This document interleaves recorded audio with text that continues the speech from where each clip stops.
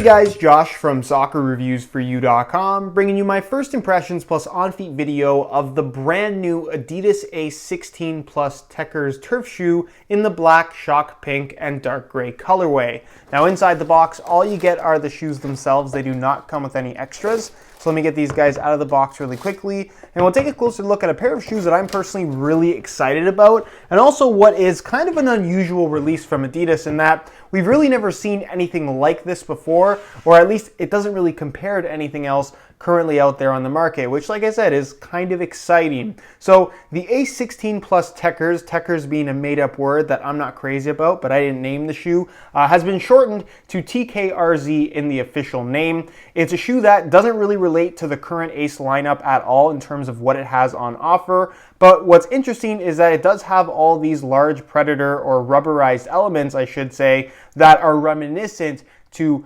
previous Predator models, most notably the Predator Instinct, a shoe that I was personally a very big fan of, not to mention as well this very unique sole plate and stud pattern that they've implemented that is geared specifically towards artificial grass as well as turf playing surfaces, and it's also the only sole plate and stud pattern that's available on this particular shoe. So as far as I know, there will not be a firm ground version of the A16 Plus TKRZ, which is a bit of a bummer, but it's an interesting shoe nonetheless that of course we're going to be detailing in today's video. We're going to talk about all the new tech specs and features that you should know about this particular shoe. We're going to take a look at the weight, as well as talk about how these things fit and feel on feet. So if you are interested in learning more about the A16 Plus TKRZ, please stick around and watch the entire video. If you're interested in a pair of these for yourself, be sure to check out the review page on my website. That'll be the very first link down below. On that page, you will find Buy It Now links with exclusive SR4U coupon codes where you'll be able to pick these guys up below their normal $150 retail price. So again, if you're interested in a pair, first link down below, go ahead and check it out.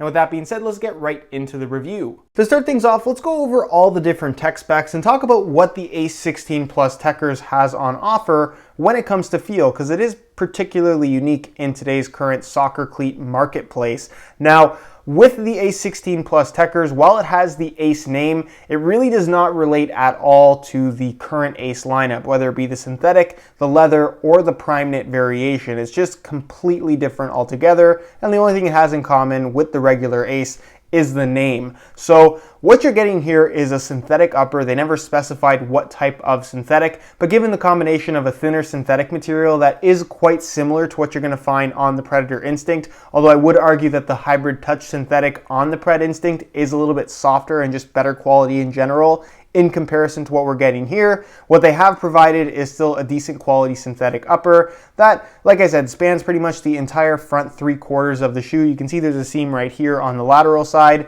there's a seam right here on the medial side, with the back part being kind of a thinner mesh-based synthetic that really has no impact on the feel of the shoe because it's kind of just wrapping the plastic heel area. So not a big deal, but the main synthetic part, it's smooth to the touch, but that's really not what's going to be kind of impacting your feel for the ball with this shoe. What's going to make the biggest impact is what they're calling the TKRZ zones. And again, it's a similar concept to what we've seen in the past from Adidas with their Predator lineup, most recently the Predator Instinct. You're going to find rubberized elements, which are technically what the TKRZ zones are, scattered across the entire upper. It covers pretty much everything. You're not going to be making contact with the ball without the rubber making contact with the ball first. So it's a really, really interesting concept that isn't necessarily brand new, but it's something that we don't really have anymore since they've eliminated the Predator model. So what this is going to do, despite what Adidas's marketing would suggest, that it's going to improve accuracy, improve your control or your ability to control the ball, improve skills. That's not something that is going to do whatsoever. What the rubberized elements will provide is tons and tons of extra grip, to the point where if you haven't worn a Predator model in the past and you're just going straight into the A16 Plus TKRZ, they'll feel a little bit unusual at first. It takes some getting used to with all of the grip that this upper provides on the ball itself. But once you get used to it, and that's not necessarily the case for everybody, but once you get used to it, you may come to like all of that extra grip. It does give you the sensation of control, but at the end of the day, the ability to control the ball is on you, not the shoes on your feet. This just provides a different type of feel and a different type of kind of touch on the ball in comparison to a traditional shoe that doesn't have nearly as much grip. So hopefully that makes some sense, but that's kind of the best way to explain it is don't necessarily believe the marketing here. The shoe's not going to improve your control or your ability to control the ball. It's really just going to provide a different feel that you may or may not like depending on what your preferences are. So the rubberized elements, you can see there's one big one right here on the lateral side. There's one going around the laces here, so across the side on the lateral side, going across the bottom, and then going up the medial side as well. You can see there's a fairly significant piece of rubber. You're going to find another piece of rubber here that wraps across the top of the forefoot area, goes down the lateral side, and then actually extends to the bottom of the sole plate in the forefoot, which again is supposed to provide better grip on the ball when you put your foot on top of it and kind of roll it over. But again, it's kind of a gimmicky thing in my opinion. Yes, I guess you're going to get a little bit more grip on the ball in this specific spot, but again, not necessarily something that's going to be a make or break feature in my opinion with this particular shoe. You're going to find a fairly interesting rubberized element in the form of what essentially is kind of a rubber toe cap that spans the toe area. Really no other way to describe it. This is also going to make for really good durability for use on turf and artificial grass, given that the bond between this rubber material and the plastic sole plate is going to be extremely strong.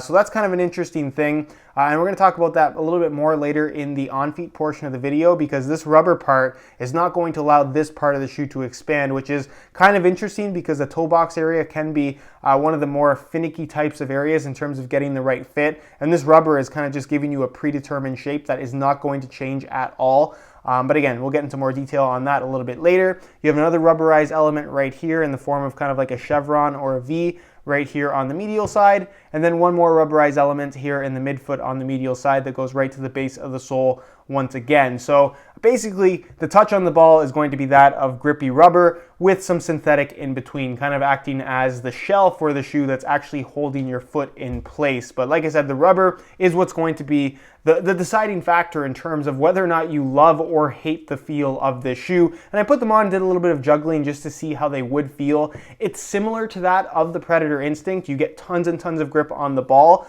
but the rubber is fairly thick here and it's completely solid. It's not all spaced out like we've seen on previous Predator models. So what you really get along with the grip that this shoe provides on the ball is a very dampened effect that I wasn't expecting. So while the shoe may look quite thin, it certainly doesn't feel thin on your foot. Like I said, there's a very interesting dampened effect that doesn't necessarily feel bad, but again, if you're looking for a thin sensation, that's not what these provide. They feel not necessarily bulky, but they feel a little bit more clunky on your feet than you perhaps might expect based on how they look, because they look pretty low profile, at least in my opinion. The laces are off-centered, as you guys can see, being pushed slightly to the medial side of the shoe. The lacing system, you can see, is kind of interesting in that the lace holes kind of zigzag up and down, but that doesn't seem to have too much effect based on how they fit. But what it may do is just allow the laces to kind of hold their place a little bit better, so they'll stay tighter more efficiently, if that makes any sense. The tongue is made from the same synthetic as the rest of the shoe, with a thin memory foam insert right here at the top where you actually see the Adidas logo. You can see it raises a little bit. That's the memory foam.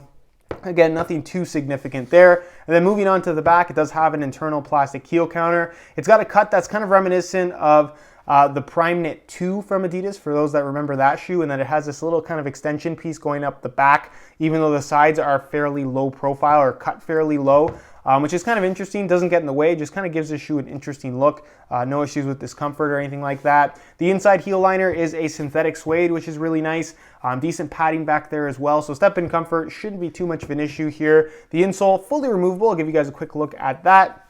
It features a synthetic suede liner on top, and then it's just made from a single layer of this foam here, nothing too fancy whatsoever. And then one other thing in regards to the inside of the shoe are these two elastic bands that are on either side of the tongue, attaching it, or that are attached to the side of the tongue to the base of the shoe, and you have that on either side. And essentially all that's going to do is just prevent the tongue from sliding side to side once your foot is actually in the shoe and the laces are tied tight. So kind of a nice little feature, but you do actually feel those elastics a little bit through the midfoot. They're not going to help with performance, but I know it does bother some people. I guess if it really bothered you, you technically could cut it out. Although, like I said, it's not necessarily a necessary thing to do unless it's really bothering you.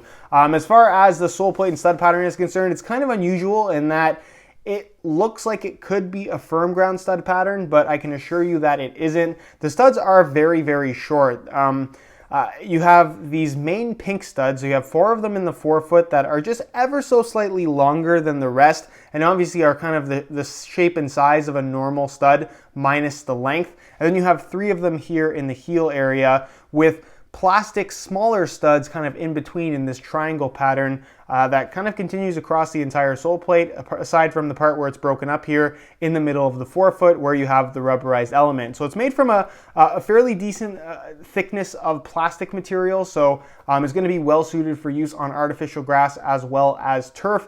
And that's really the type of surface that this is made for. You're going to get decent traction. I would say it's kind of a hybrid of a turf shoe and an artificial grass or an AG shoe, similar to what Nike is making. An AG Nike shoe is going to be a little bit more aggressive as far as traction is concerned, whereas a turf shoe is going to be a little bit less aggressive when it comes to traction. This is kind of right there in the middle, at least based on how it looks. Until I've actually tried it myself, I can't say too much positive or negative about it, but I can tell you that based on how it looks, I'm pretty optimistic. It looks like it's going to be pretty good. It feels really good on feet. Just keep in mind that if you do plan on buying these, like I said, it's really designed for use on artificial grass or turf. You can probably try them out on grass, but the results are not going to be very good just because you don't really have much tread under your feet. This is more of a kind of low profile scattered across the entire sole plate type of stud pattern that, like I said, is best suited for use on artificial plain surfaces. Also, do not recommend using these on concrete whatsoever. This is all hard plastic and you're basically just not going to get any grip at all. It actually would be unsafe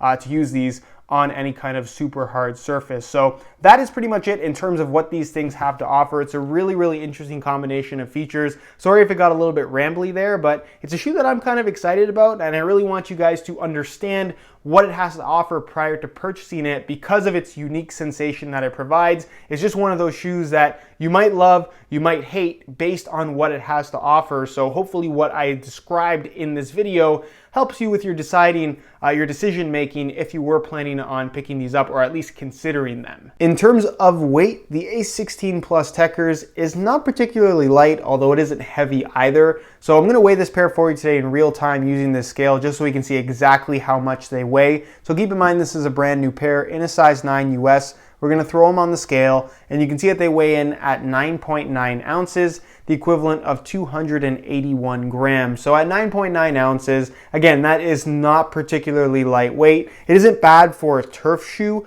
if I'm being completely honest with you guys. But again, if you're looking for that super thin, super lightweight feel on your feet, these are not going to provide it. This is definitely a shoe that feels a little bit more solid, a little bit more bulky, and just has more kind of mass to it on your foot. It doesn't feel heavy by any means, but like I said, they aren't going to give you that weightless sensation if that's what you're looking for. Aesthetically, the A16 Plus Techers is very different. It's not for everybody by any means, but I personally don't mind how they look. I'd be curious to hear your opinions though down below in the comment section. To me, this kind of looks like a concept shoe, which I think is kind of cool. You have the rubberized elements scattered across the entire upper that doesn't really stand out quite as much on this launch color, and that is kind of black on dark gray, so it does blend in fairly well, especially from a distance. Obviously up close you can see all the different rubber elements, but again, it's kind of an interesting look that I personally don't mind. I like the off-center lacing system. I like the kind of zigzag pattern they have to the lace holes. It just looks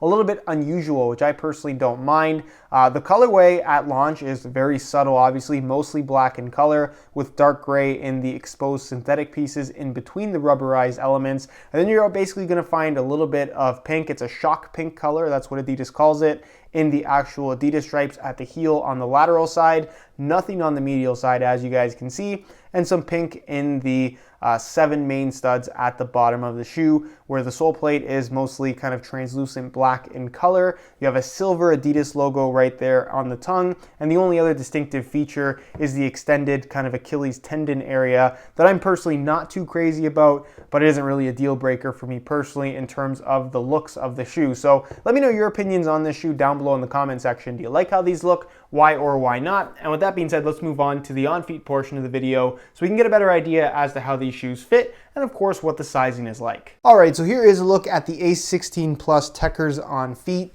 On my left foot, I have the stock black laces that come with the shoes. And on my right foot, I have a pair of neon pink reflective SR4U replacement laces. If you're interested in a pair of replacement laces for yourself, the website to go to is www.sr4ulaces.com. You find a direct link to that website down below in the description of this video. Now, in terms of how these things fit and feel on feet, they're pretty comfortable from right out of the box. The one thing that I immediately notice is that the fit in the heel is a little bit shallow. My heel's not sliding around though, so I don't foresee there being any kind of heel slippage issues, but it is definitely something worth pointing out. As far as the fit of the rest of the shoe is concerned, it's actually a tighter fitting shoe, but has decent height to it. So it's a high volume type of fit when you're talking about the height, not so much the width. The width is fairly restrictive. They'll fit most people, but the way they fit from right out of the box is the way they're gonna fit for their entire lifespan. And that has to do with, one, the type of synthetic that they use. It just doesn't feel particularly stretchy. It's a fairly firm type of material despite it being quite thin. But the main reason why these things aren't really gonna budge all that much are the rubberized elements. Those are simply not going to stretch whatsoever. And you have that going through the entire toe area. It almost makes like a rubber toe cap, which is, you think would feel kind of unusual, but honestly, there's not really any issues with discomfort here. They seem to have kind of done a good job and made sure that the shape is kind of appropriate to match the shape of an actual foot. So no real discomfort there, although it does feel a little bit firm at the toes. But no, just something that takes some getting used to, not necessarily a negative feature of the shoe. And again, you have those rubberized elements running through the midfoot area, so that part of the shoe really isn't going to give either. As far as the lacing system is concerned, it's slightly off-centered, and the sides of the shoe are fairly low, so there isn't a lot of extra width here. Like I said, they'll fit most people, but if you generally struggle with the width in soccer shoes, you may want to stay away from these, because like I said, the way they fit from right out of the box is the way they're going to fit for their entire lifespan. They are not going to stretch much at all. The rubberized elements seem to be kind of segmented in such a way where the shoe doesn't feel like it's too stiff or anything like that. You still get some decent flexibility here. And the sole plate underfoot feels nice and flexible as well. So as far as fit out of the box is concerned, no major things to complain about other than, again, the slightly shallow fit in the heel that I'm not too crazy about. As far as sizing is concerned, I'm wearing my usual size 9 US here, and the fit and the length is absolutely perfect. So if you are looking to order a pair of these for yourself, I would strongly recommend going true to size in order to achieve the best possible fit. Alright guys, that is it for my first impressions of the Adidas A16 Plus Techers. Can't wait to try these things out, and of course expect to see more follow-up content on this shoe in the very near future on this channel. In the meantime, if you guys are looking for more info, be sure to check out the review page on my website. That'll be the very first link down below in the description of this video. On that page, you'll find the high quality images of this exact pair that I took myself, that'll give you a better idea as to how these things actually do look in person, as well as buy it now links with exclusive SR4U coupon codes where you'll be able to pick these guys up below their normal $150 retail price. So again, if you're interested in the pair, first link down below, go ahead and check it out. If you have any questions at all regarding this particular shoe, leave them down below in the comments and I definitely will get an answer out to you. If you enjoyed today's video, found it helpful and informative, be sure to support it with a like. Subscribe if you haven't already for daily videos on all the latest and greatest soccer gear. You can find all my social media information down below in the description as well. And other than that, guys, hope you enjoyed today's video, and as always, thanks for watching.